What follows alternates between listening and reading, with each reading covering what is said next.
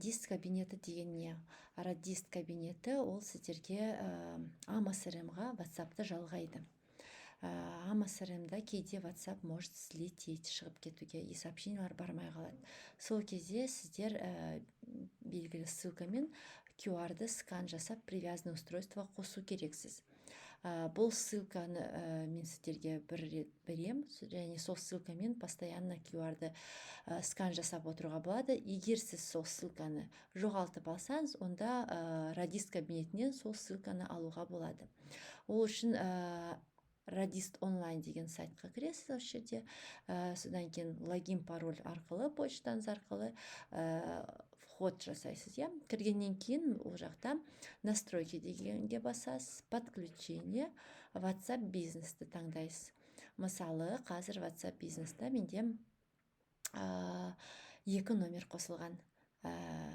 Подключено деп тұр, демек бұл бәрі WhatsApp жалғанған, ал бұл номер жалғанбаған. Статус «Отсканируйте QR для QR-код в мобильном приложении». Бұл QR-код ссылкасы сізде үнемі тұрады, мысалы сақтап қойған, немесе оны жоғалтып алсаңыз, дәл осы жерден «Показать QR-код» деп, сразу WhatsApp-тан QR жасауға болады. WhatsApp қолыңызда болмаса, скопировать ссылку на QR-код, және осы ссылканы